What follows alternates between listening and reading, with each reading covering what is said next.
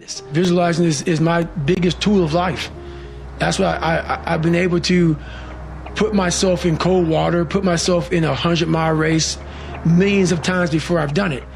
And I'm able to go through the race and see how I'm going to feel at mile 50, almost to the exact feeling. Right, so when it comes up, it's no surprise. It's no surprise. I've already done this a million times.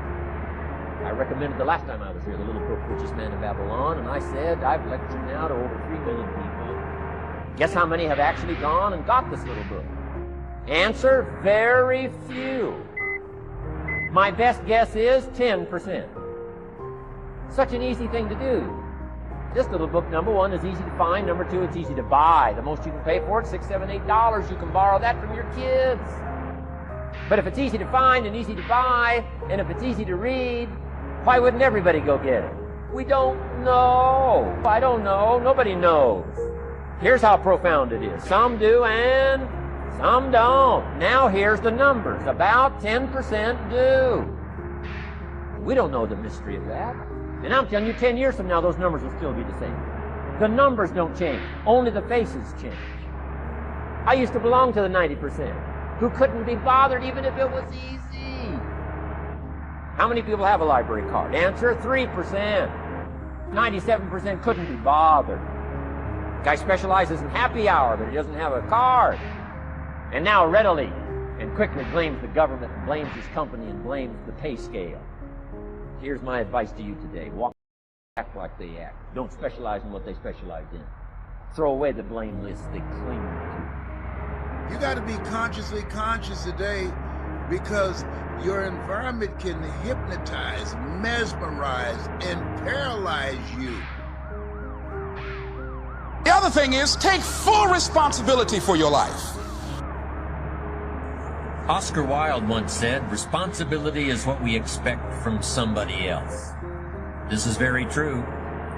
Most people dread accepting responsibility. That's just a fact of life, and we can see it in operation every day.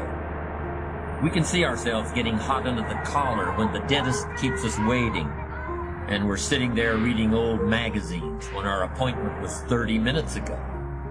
And we don't stop to think that we forgot to mail in this month's mortgage payment.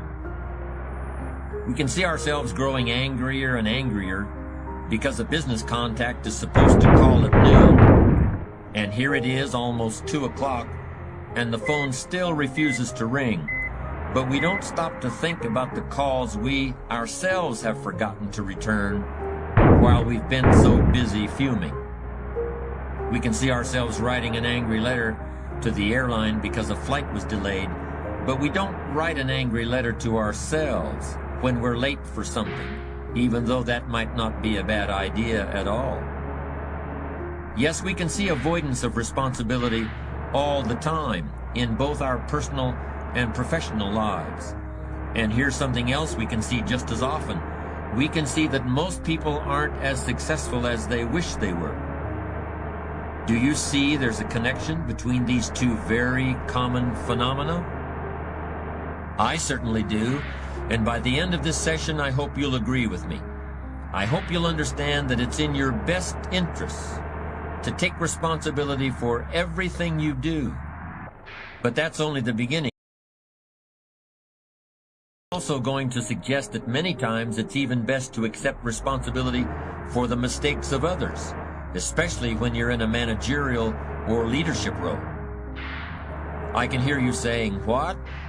Accept responsibility for someone else's mess-ups? Why would I want to do something like that? Well, that's a fair enough question, and over the next few minutes, I'll try to answer it. One of my weak points in my personal life is I don't like technical stuff. So even though I have to be on Twitter and Instagram and Facebook, I don't care for that. So guess what? I find somebody who loves to do that. You know, I find somebody who has a strength where I have a weakness, and I partner with them. All you're trying to do is get to the goal. No one gets there by themselves. Everybody needs help.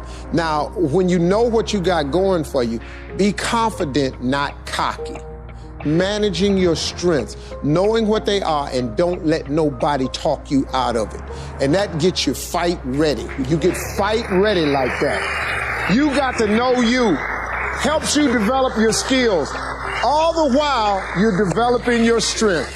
You just got to keep developing the strength. Don't let anybody talk you up. At the same time, you must work on improving your weaknesses. So I've had to, in spite of myself, get on Instagram, get on Twitter, get on Facebook. I got to do the videos whether I want to or not, because the